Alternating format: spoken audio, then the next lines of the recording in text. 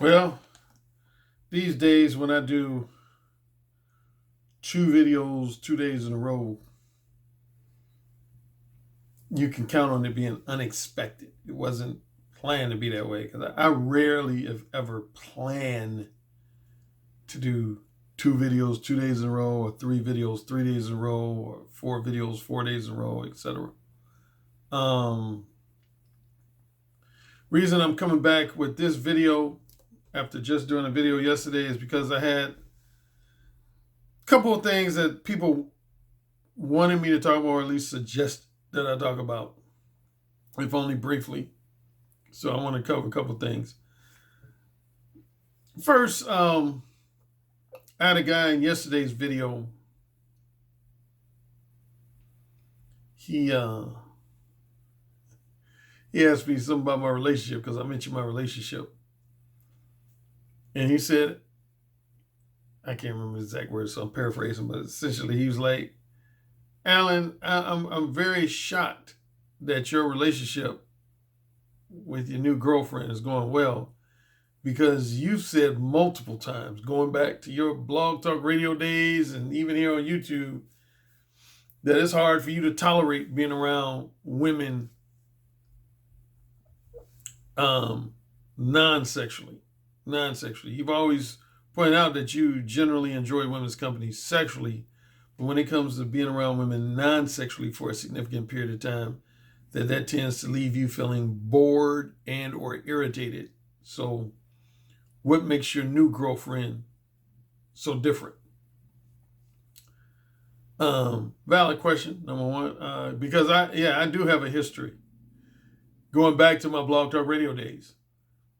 Yeah, I remember starting with probably 2011 when I did my blog talk radio show from summer of 2007 to summer of 2016, 9 years. And I would say starting with no later than 2011 up until the time I ended my blog talk radio show. I used to bring that up all the time. I used to talk about how I really didn't care for being around women in a non-physical, non-sexual manner. And since I've been on YouTube since April of 2017, I've mentioned it in at least a handful of videos. I know there's at least 2 videos in particular I remember putting a lot of emphasis on that. Well, the thing about it, if you remember one video, not only did I just limit it to women, but even men. I don't like being around a lot of men for a significant amount of time. I really don't. Matter of fact, speaking of that, I got invited. Everybody knows I graduated from Indiana University in Bloomington, Indiana. And one event I tend to go to at least 2 out of every 3 years is their homecoming event, the IU football team's homecoming. And that's coming up this weekend.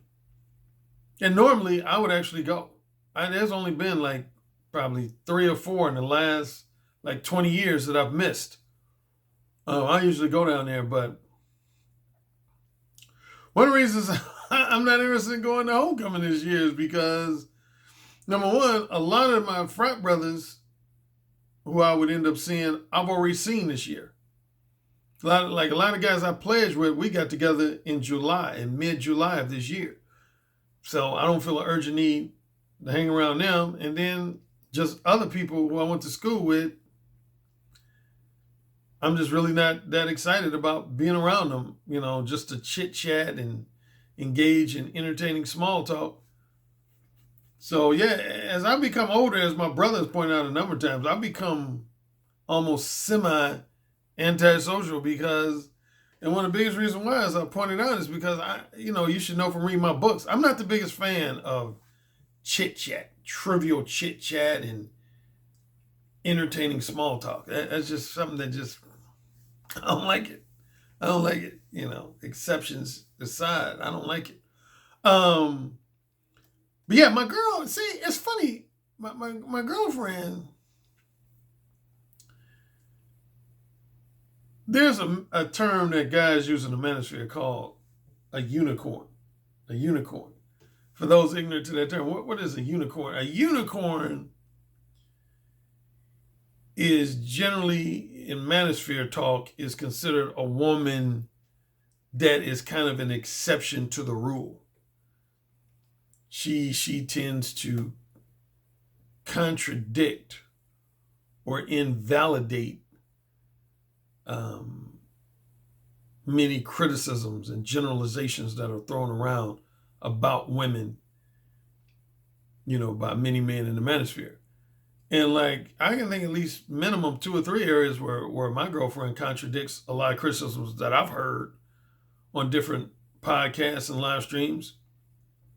Particularly, I'll say more specifically as it relates to black women. More specifically as it relates to black women.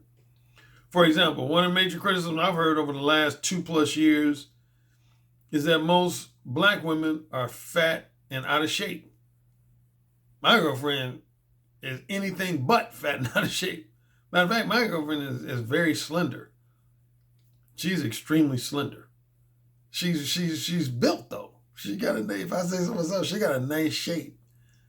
But she's almost built like a fashion model. Most fashion models are pretty slender. They got a few curves here and there, but they're generally slender. And that's how my girlfriend is built. She's very slender. So she's the antithesis of a fat or obese woman. So that's number one thing, criticism and generalization I've heard that my girlfriend contradicts.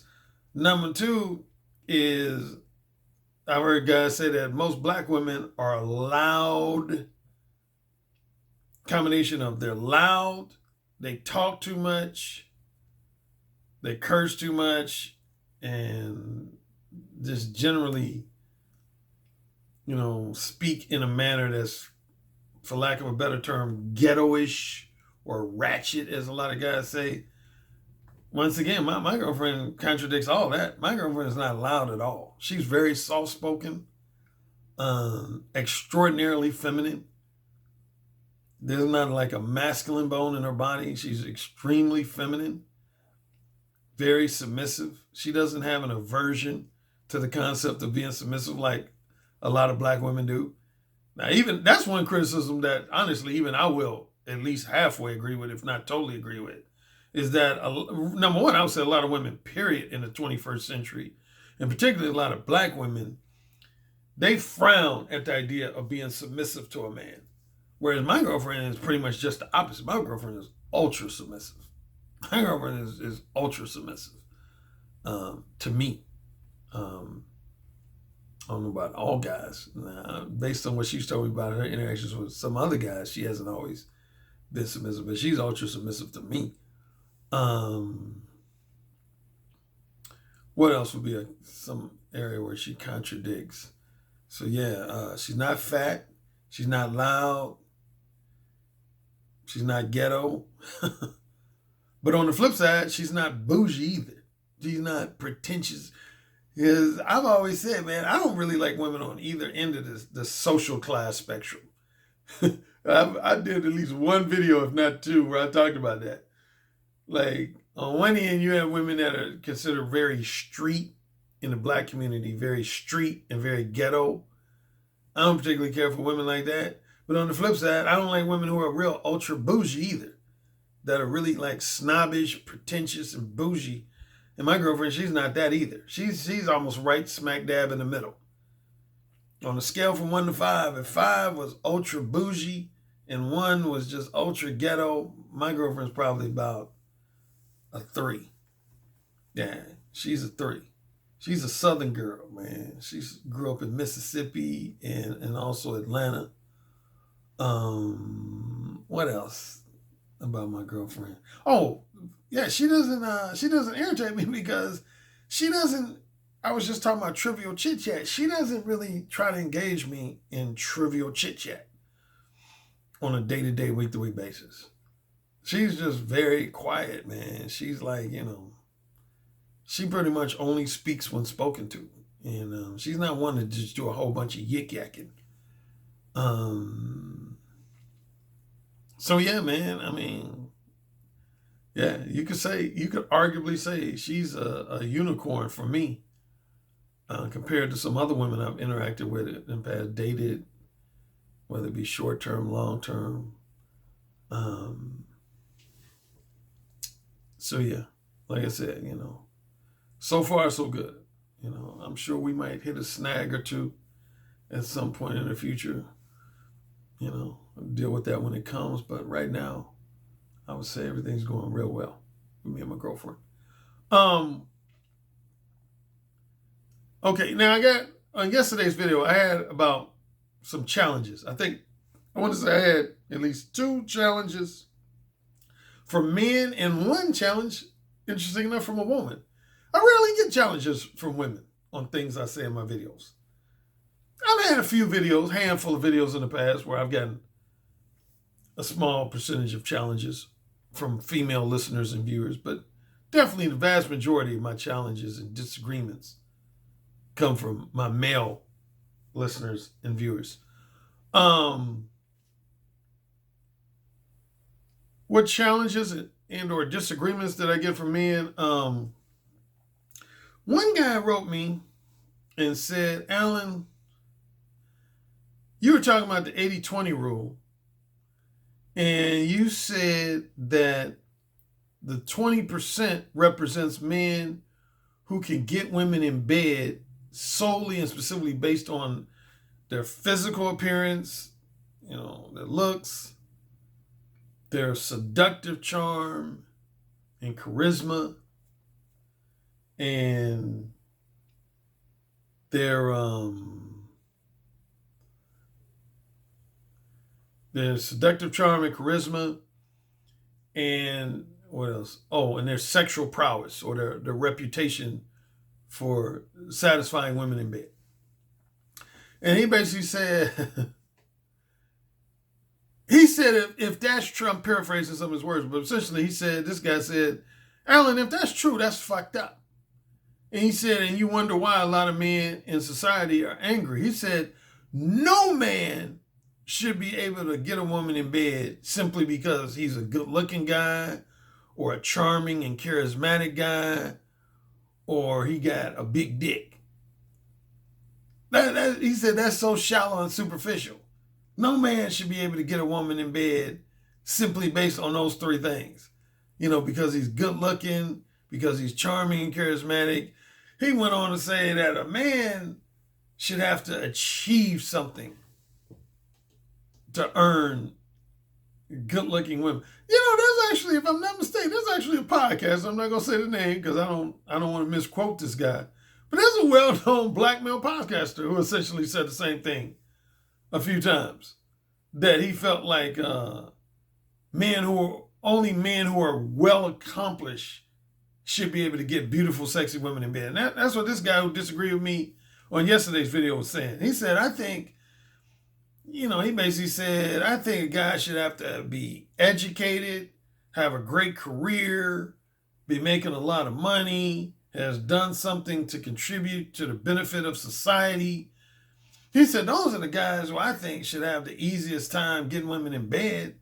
But he said, man, you could be a fucking convicted felon. You could be a criminal and be good looking, charming and charismatic and have a big dick.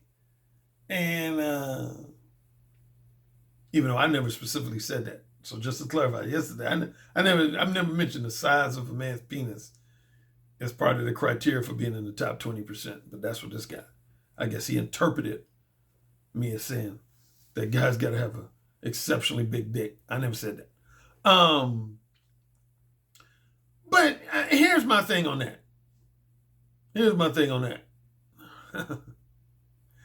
man, one of the reasons I do my YouTube videos, man.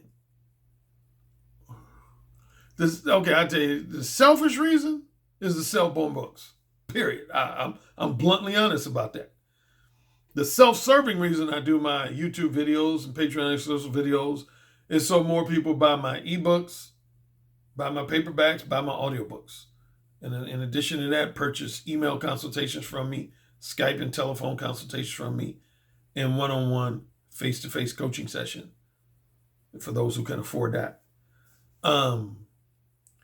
The more generous reason why I do my videos is to wake you guys up, man, because So many of you men, based on a lot of your commentary and feedback you provide me with, I feel a lot of you guys, honestly, man, are living in a delusional fantasy world.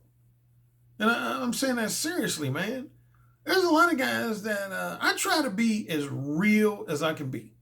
I take pride in giving you the real, even when it hurts.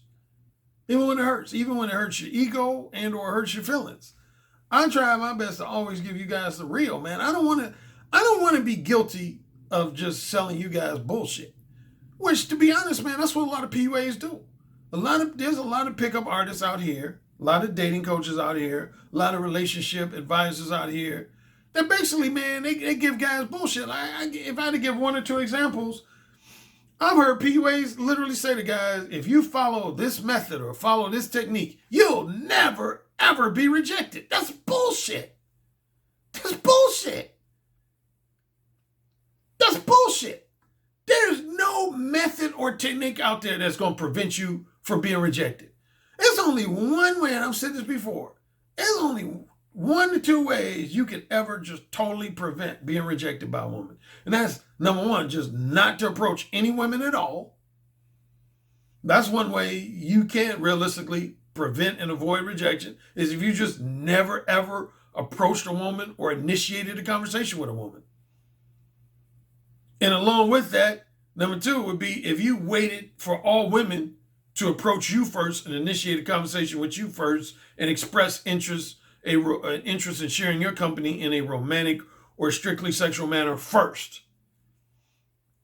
That's the one realistic way you could actually prevent rejection.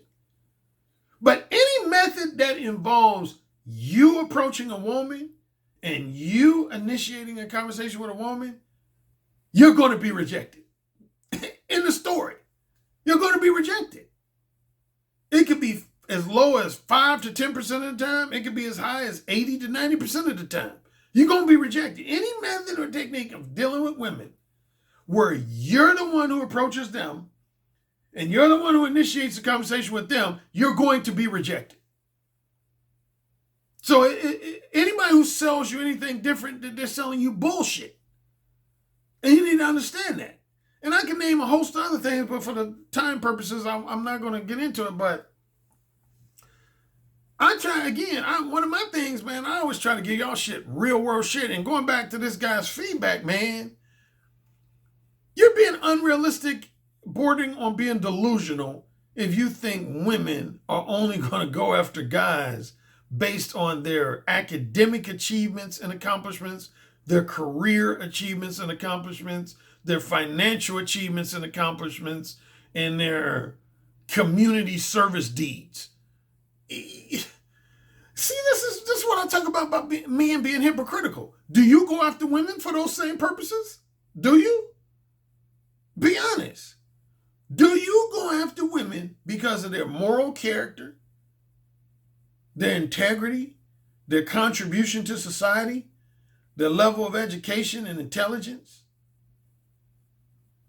their level of career success, their level of financial success? Is that your top criteria for pursuing women? Please. Most men, all they care about is if a woman is hot. That's what the vast majority of men care about. There's exceptions, of course. But most men, particularly I would say for casual sex, not so much maybe for a relationship, but definitely I would say when it comes to casual sex, the only thing most men care about is if a woman has an attractive face, nice tits, and a nice ass. That's really the only thing men care about. Why do you think women are any different?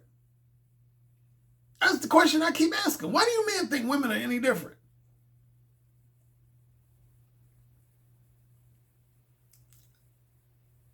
Women care about looks. But again, you know my 4 roles, particularly when it comes to casual sex.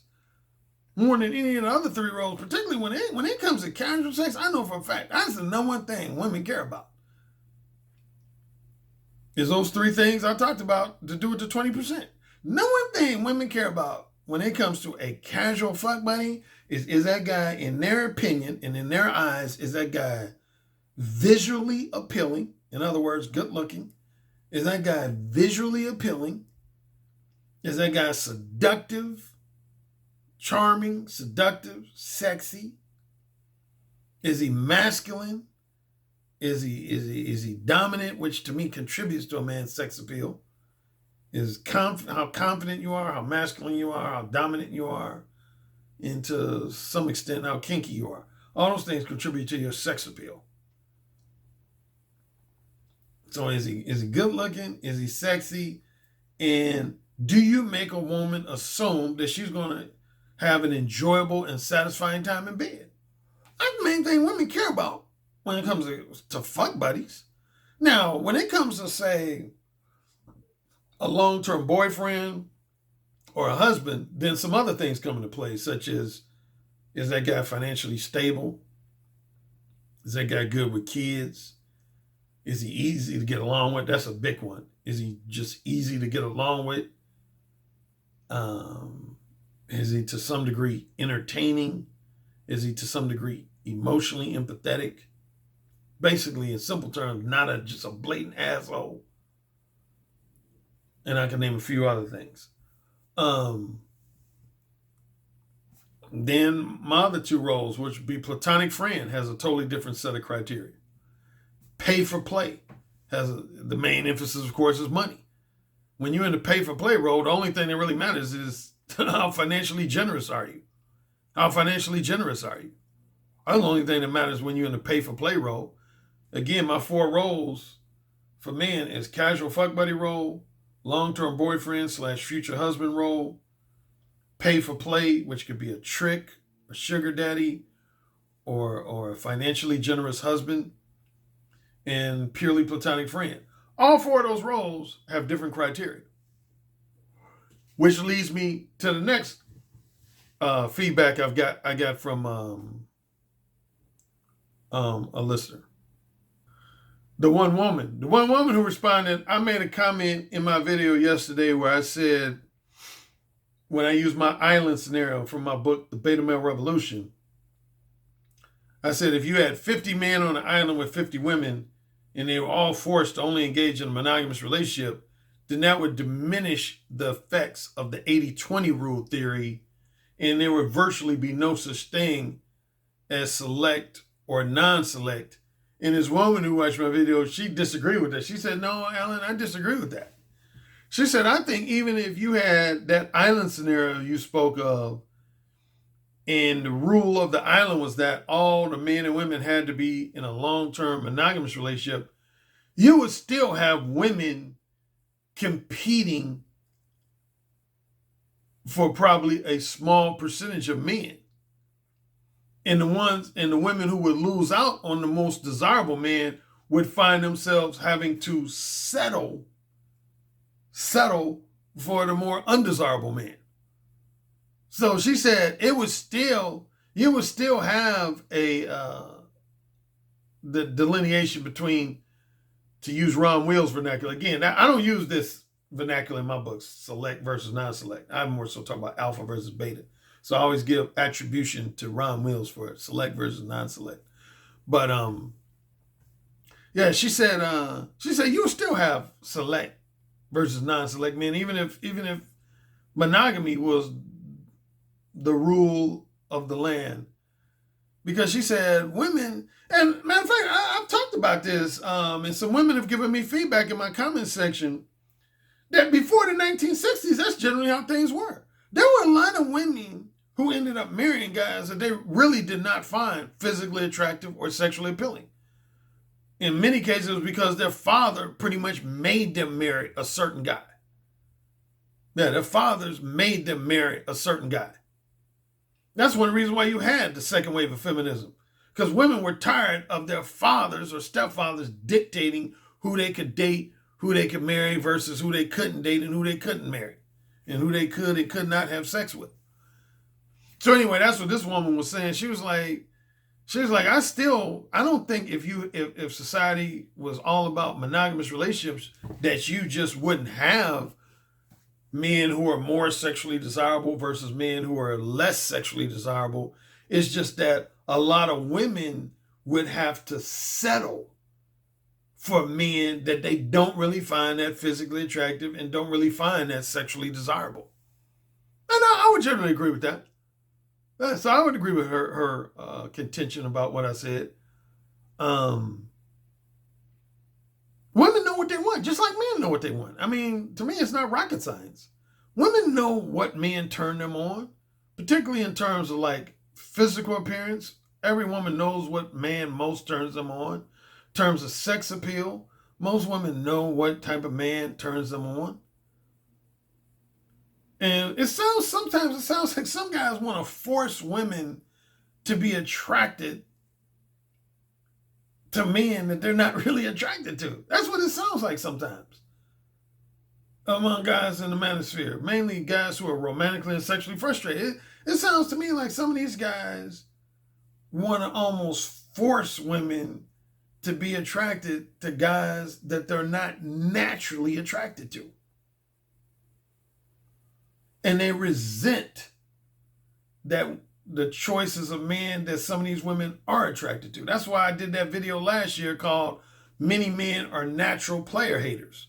Many men are natural player haters. You got a lot of men that's why you have men at minimum why men are so competitive in life, and at maximum why a lot of men are violent. And I talk about that in the Beta Male Revolution. A lot of men, man, they don't, if they're not chosen by a woman, number one, a lot of men tend to become angry and bitter towards that woman. And also, along with that, they tend to become angry and bitter towards the men that those women have chosen. Again, I don't want to rehash my story for the upteenth time, but, probably the one time I dealt with that, man, was my senior in high school, man. More than any, I've dealt with it really off and on my whole adult life, but definitely my senior in high school, man. It was ridiculous how much haterade I used to get from jealous, envious men, man. I mean, it just like kind of blew my mind, man. Guys used to just hate on me to the point where they literally wanted to start a fight with me because they overheard their girlfriend calling me cute or good looking or fine or whatever else, sexy, whatever else. I mean, that's just ridiculous to me, man. I ain't never hated on another dude because I saw women giving that guy more attention than me. I don't think I've ever done that in my life. What else? There was at least one more challenge from a guy I got over something I said yesterday. It slipped my mind. But anyway, that's going to lead me into, speaking of guys who are romantically and sexually frustrated and disgruntled about today's dating scene. A lot of guys ask me what was my thoughts on the movie The Joker, and more specifically, did I feel like that movie represented the incel culture? And along with that, did I feel like the Joker was mode for? No, I don't think the movie The Joker accurately captured the essence of incels. Nah, not really. Maybe to a really small degree, but in my opinion, not really. If I was to really bust my head, I could probably think about 2, 3, 4, 5 movies that had characters that were more incel-like than the Joker. I'll tell you a movie that had a character that represented what I was just talking about, a guy just being a natural player. Have y'all seen a movie called City of God, based in Rio de Janeiro? Holy shit. Man, if you ain't seen City of God, you gotta see that movie.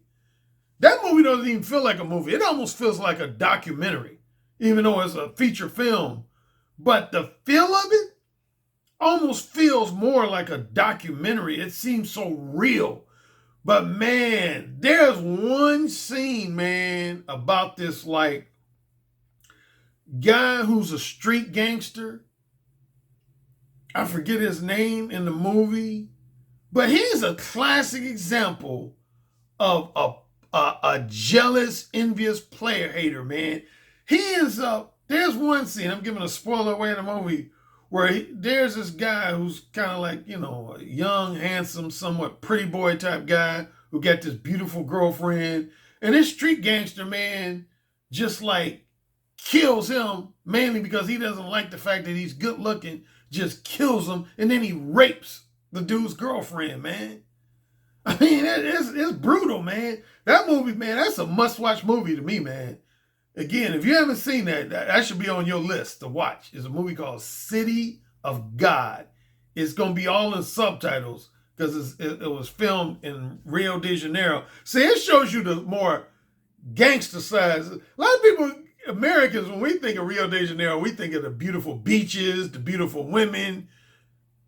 No, it's just like in any major city in the United States, there's a ghetto side to Rio de Janeiro. There's a slum side.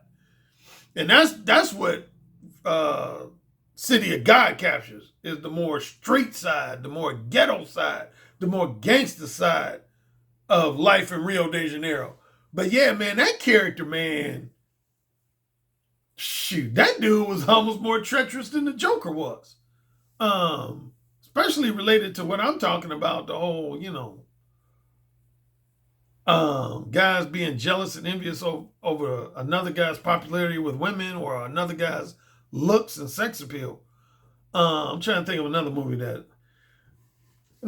I would recommend that's just heartbreaking. And this character wasn't really evil in any way, but there's a well-known movie called The Last American Virgin. Oh man, that movie's gonna break your heart, man. The nice guy, man, just gets destroyed in that movie.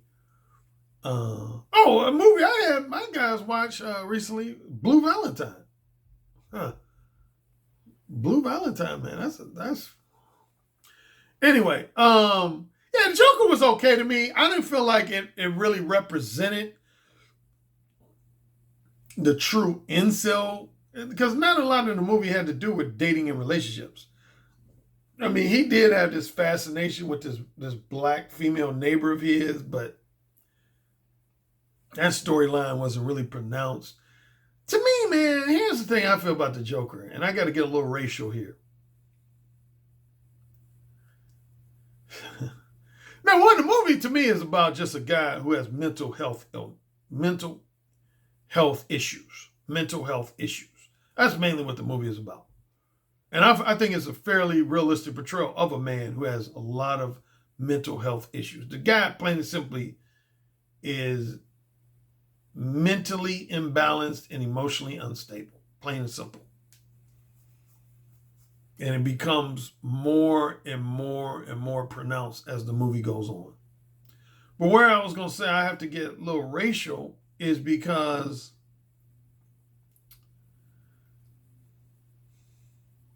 man, there's a lot of black men, being blunt, that have dealt with a lot of shit in this country, man. And that tends to be overlooked at times. And it seems like now all of a sudden that you have a lot of middle class white men who are frustrated, whether it be financially frustrated, romantically and sexually frustrated. Everybody wants to make a big deal out of it. I ain't gonna go too lengthy on this talking point. I'll just say this. A lot of white men will be able to relate to the Joker more than the average black man will.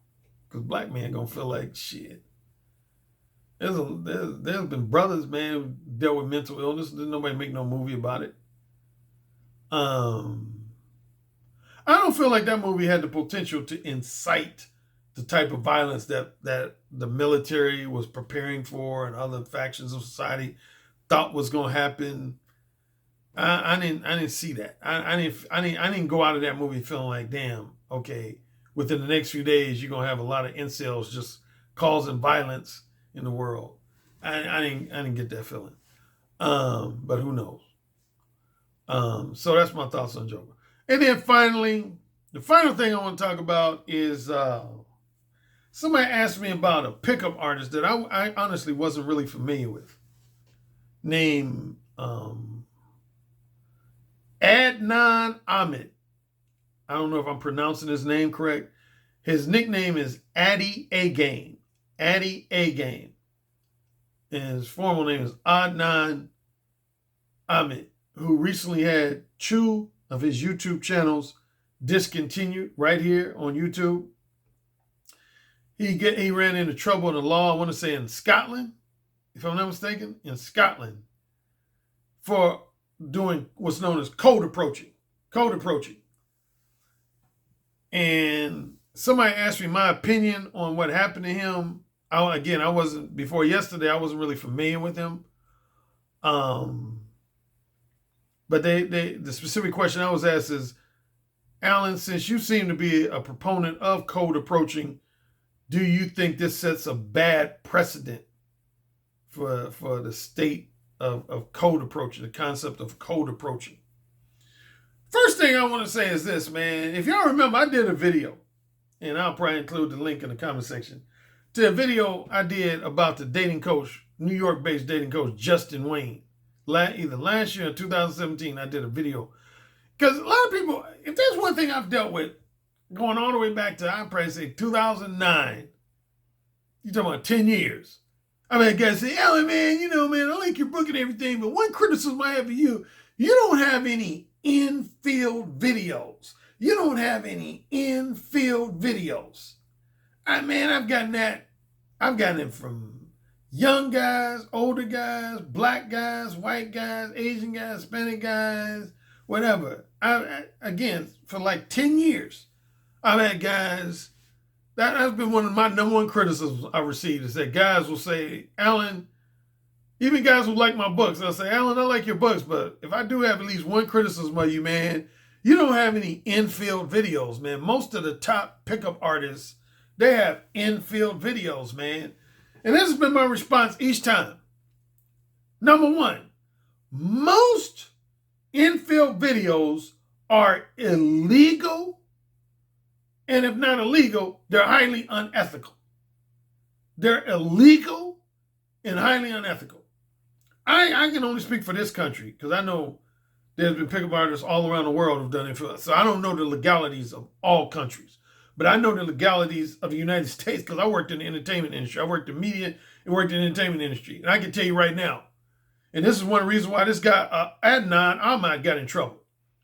You cannot secretly record women on audio or video without their permission. That is against the law. You can get sued for that shit. Particularly if it's for commercial purposes. Particularly if it's for commercial purposes. And even if it's for non-commercial purposes, you can run into trouble. But definitely if it's for commercial purposes, oh, hell no. You can get sued up the ass for that, man. You can't secretly record people and then play it for the general public. That's why Justin Wayne got in trouble and had to leave the country for a few months, a few years back. Yeah, that dating coach Justin Wayne, that's why he got in trouble, man. You cannot secretly record women on audio and or on video and then play it to the general public without that woman's expressed permission. You cannot do it. That is illegal. And even in the instances where it's not illegal, it's highly unethical. Like I had, on a side note, I had a guy in the manosphere, I couldn't say his name, but I won't right now, who recorded me on a telephone conversation one time, man, and then played an excerpt on a message board. I was gonna sue the fuck out of his ass. He could actually go into jail for that shit. You can't secretly record people, man, and then play it for the general public. That's against the law. That's against the law. Why do you think, most of y'all should be familiar with Edward Snowden. Why do you think he's been excommunicated? Why he doesn't live in the United States anymore? Because he called out the CIA and an NSA for recording people without their permission. That's another story for another day. But look, do your research on Edward Snowden. But yeah, man, you can't be recording people. And then the secondary thing I've always said about infield videos is that at least half of them are fake. They're not real. They're fake. They're fake. I told you about, I was in a part of this group that another person in Manosphere had me get in this group I was only in there for a few days, man. It was this group of well-known pickup artists. And this one pickup artist, I could say his name and just really fuck him up, but I'm not. But he was showing other top-notch PUAs how to create fake infill videos using green screens. Green screen is what most movies use. Any movie that has like special effects or monsters or some type of thing like that uses a green screen, or similarly what's known as a blue screen. Green screen and hired actresses. Like this guy did this fake video, man, where he made it look like he was approaching this woman in a bookstore, when the reality was he wasn't even in the bookstore. He was in front of a green screen with a background that looked like a bookstore. That was number one. Number two, the woman he was approaching was a hired actress. I'm telling you, man, I would say no less than 1/3 to 1/2 of these infield videos that PUAs come out with and dating coaches come out with, that shit's fake, man. Those women are fake. They know those women. They hired those women. That shit's fake. If I was a bullshit artist, I could create about 100 fake infill videos. Because I know all about the entertainment industry. I know about filmmaking. If I really wanted to, I could create 100 fake infill videos. And y'all wouldn't know. Y'all wouldn't fucking know. Because my shit would be so precision, y'all would not fucking know. That's my secondary career is filmmaking, man. I know how to make shit look real. So if I was truly a bullshit artist that wanted to scam you motherfuckers, I could have, over the last 10 years, I could have had 100 infill videos that 99% of y'all would have never known were fake. Real talk. And that's real motherfucking talk. Y'all would have never known they were fake.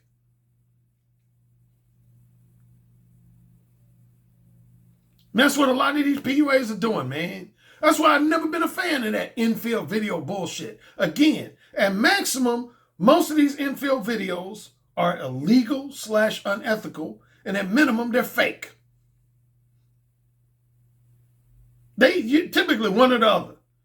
They typically one or the other. If they're not illegal and unethical, they fake. And if they're not fake, if they're real, they're illegal and unethical. Because no woman is going to allow herself to be used on some. A woman who's not being paid is not going to allow herself to be used. No approach, no private conversation to just be, particularly if the conversation is about fucking. Come on, man, use your head. So no, I don't really have no sympathy for this dude, Adnan, Ahmad, Addy A Game. He fucked up. Plain and simple. He fucked up. And he got to pay the price. I don't think it sets a bad precedent for code approaching, because from what I read, this guy was touching women. He was being overly persistent and annoying with women. He was making women feel uncomfortable, man. That ain't got nothing to do with code. I don't teach none of that shit. I don't teach no men to touch women when they approach you, or just be overly persistent to the point of being annoying. I ain't never taught no man to do no shit like that. And I ain't down with no guy, trying to record his approach and shit. So, no, I don't have no sympathy for the dude. He fucked up.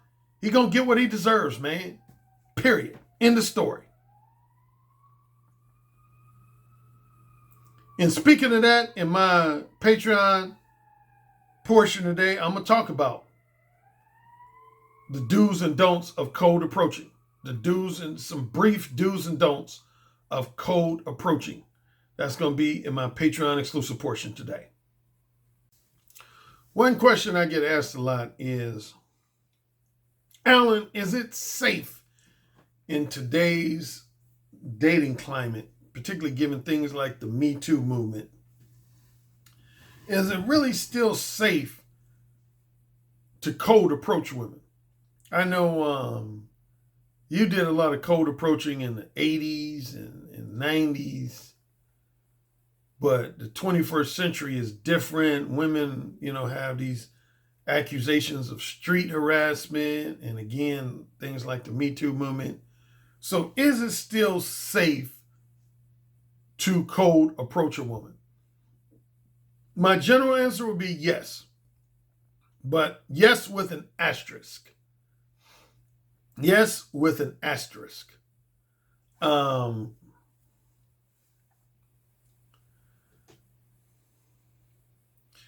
because asterisk is that little star you see next to words and letters and whatever. Um, that means read the fine print usually. Um, you gotta understand, man. You know that old saying, "One bad apple can spoil the whole bunch." See, the reason why a lot of women are on guard, man, plain and simple, is because you got a lot of crazy motherfuckers out here, man. You got like men who are serial killers, starting as far back as Jack the Ripper. In the modern area, you had guys like Ted Bundy. Um, you got serial killers, man. You got serial killers. You got these incels with homicidal tendencies, both homicidal and suicidal tendencies. So why would most women feel 100% comfortable with a man approaching them on the street when you got so many crazy motherfuckers out here? So I'm understanding of why women are somewhat on guard. Because you got a lot of nutcases out here, man. You got a lot of nutcases out here. Shit, if I had a daughter, man, I would want her to be wary of a stranger on the street approaching, depending on how he approached her. Again, man, there's just too many fucking nutcases out here, man. And you gotta take every precaution to make sure you don't come across as a creepy nutcase. That's number one. The only thing you gotta do is you gotta take every precaution, make sure you don't come across as a creepy nutcase.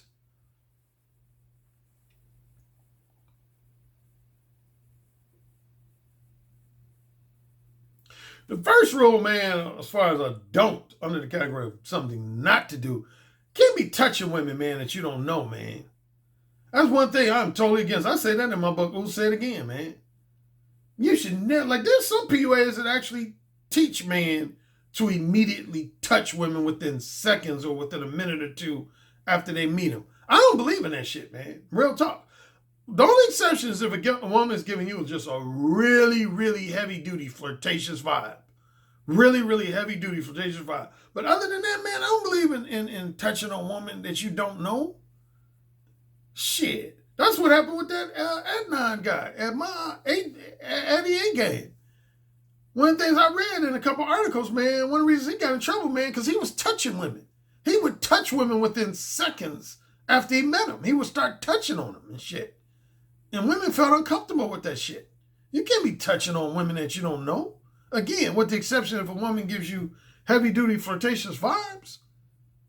But other than that, man, no, you can't be just touching on women.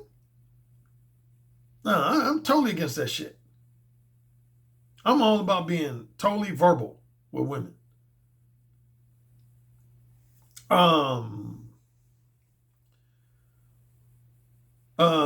Well, you've already heard my cautionary warnings about Mode 1 Hardcore. I got the 4 versions of Mode 1, and one of them is Mode 1 Hardcore. I always caution against being Mode 1 Hardcore with a woman unless you're really good at reading a woman's body language. The woman is to some degree being flirtatious with you, and you're in generally some type of safe environment where the woman knows that if she got in trouble, she can, you can't kidnap her or assault her or something like that. But yeah, man, you got to be very careful when you choose to be Mode 1 Hardcore. I'm very selective on the women, the type of women I'm Mode 1 Hardcore with, as well as the environment I'm in. I'm not a loose cannon. Put it that way. I'm not a loose cannon when it comes to being Mode 1 Hardcore with women.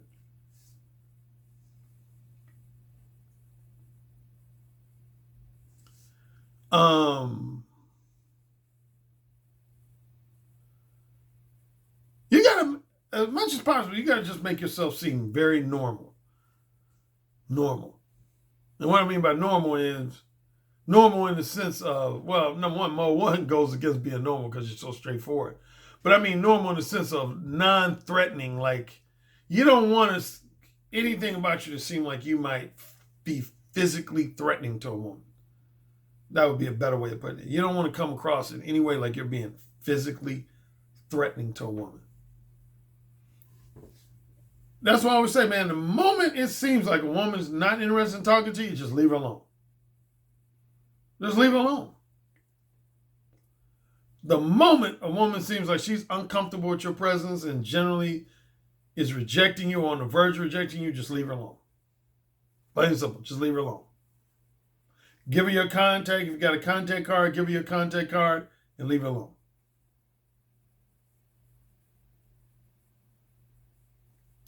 But you cannot approach women with this horny wolf demeanor, this desperate, horny wolf demeanor. You know, women are going to be on guard, man. You got to try to look at things from their perspective in a nutshell. You got to try to look at things from the woman's perspective, particularly in today's dating climate. You got to look at things from her perspective. Typically, man, if a woman's receptive to you talking to her, she's going to give you at least a half a smile, some kind of smile, smirk, something. If a woman's totally serious the whole time you're talking to her,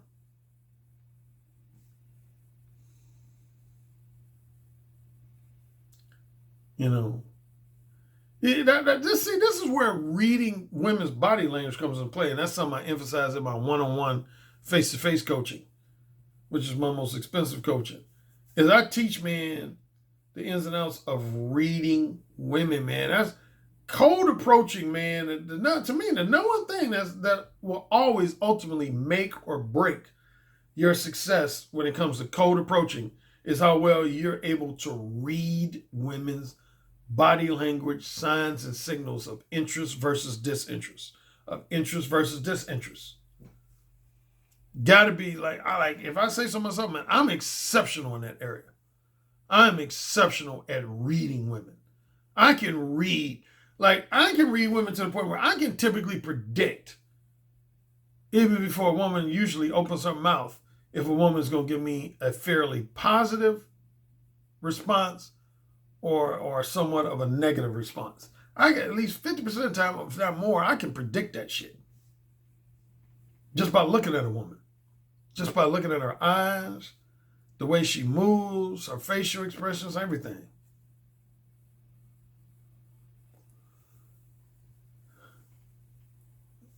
You just got to know the legalities. First thing you should look up, examine, is what's legal in your particular country and what's not legal. You know, different countries have different laws regarding how you socially interact with women. You know, like for example, I pointed out one based on the Blog Talk Radio interview I had with this guy from India. If you remember, there's a guy in India, man, he got thrown in jail just for asking a woman out for coffee. Because the laws in India are different, man. They have a caste system. You really can't hit on women that are out of your social class in India. Yeah, so different countries have different laws and guidelines to do with what's permissible when it comes to approaching women. So that's the first thing you need to find out, particularly if you don't live in the United States, is what's permissible and what's not permissible. Generally here in the United States, it's not illegal to approach a woman and initiate a conversation with them. But when you get to trying to grope women, touch women without their consent or permission, see, then you get into problems, man. Being overly aggressive.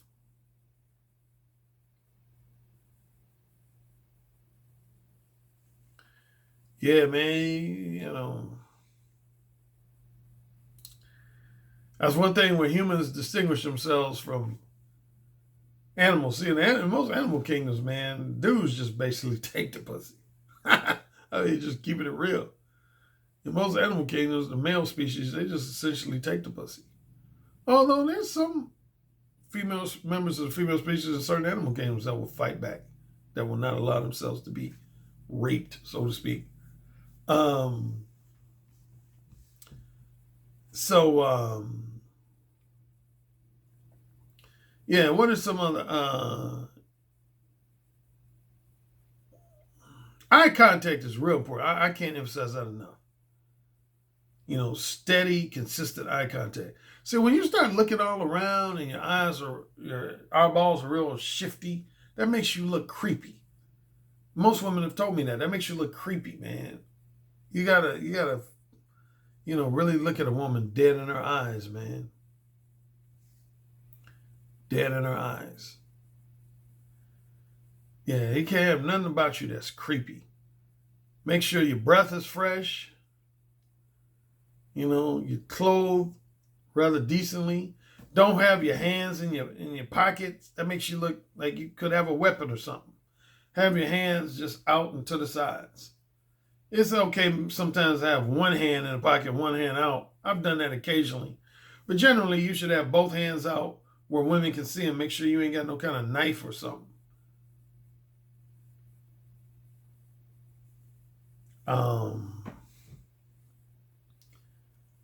Yeah.